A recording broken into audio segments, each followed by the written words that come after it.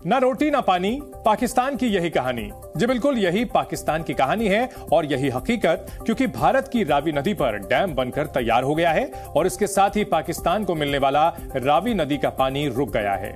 अब इस खबर से जिन्ना लैंड में बड़ी हाय तौबा मची है, क्योंकि अगर पानी नहीं मिलेगा तो पाकिस्तान में जल युद्ध शुरू हो जाएगा। बूंद बूंद पानी को तरसेगा पाकिस्तान, रोटी के पड़े लाले अब पानी पर पहरा। पाकिस्तान नहीं जाएगा हिंदुस्तान का पानी। दाने दाने को मोहताज आतंक परस्त पाकिस्तान को भारत ने बहुत बड़ा झटका दे दिया है।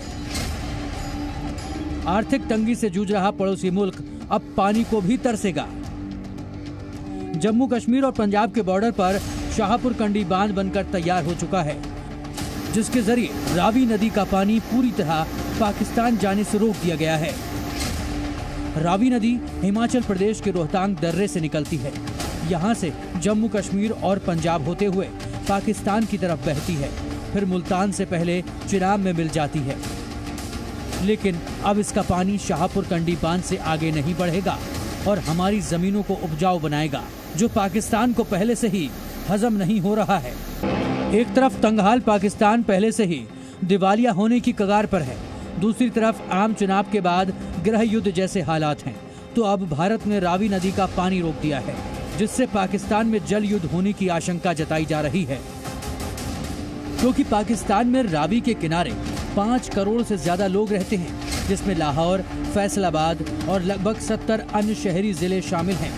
रावी के पानी का लगभग 75% इस्तेमाल खेती के लिए किया जाता है और नदी 29 लाख हेक्टेयर कृषि भूमि की सिंचाई करती है, जो पाकिस्तान की कृषि खेती का लगभग 30% है। अब अगर रावी का पानी पंजाब से आगे ही नहीं जाएगा तो पाकिस्तान की 1/4 से ज्यादा आबादी पर जल संकट खड़ा होना तय है।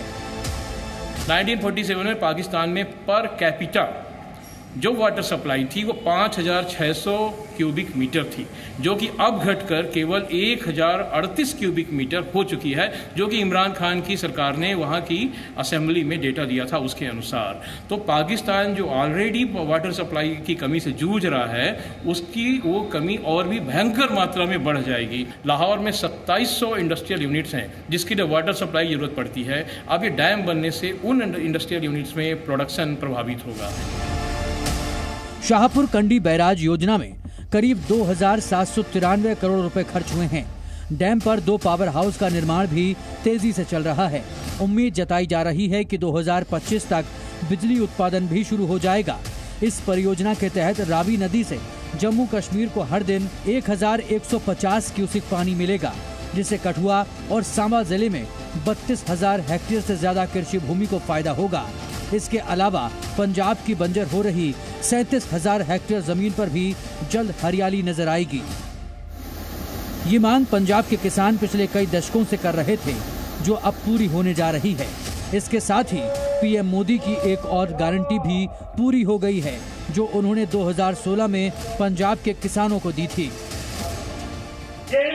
वाटर ट्रीटी जो है, जिसमें हिंदुस्तान के हक का पानी है जो पाकिस्तान में बह जाता है, अब वो बूंद बूंद पानी रोक करके मैं पंजाब के, जम्मू कश्मीर के, हिंदुस्तान के किसानों के लिए वो पानी लाने के लिए प्रोटेक्शन करें। कोई कारण नहीं है हम हमारे हक का भी इस्तेमाल न करें और मेरा किसान पानी के बिना तरसता रहे।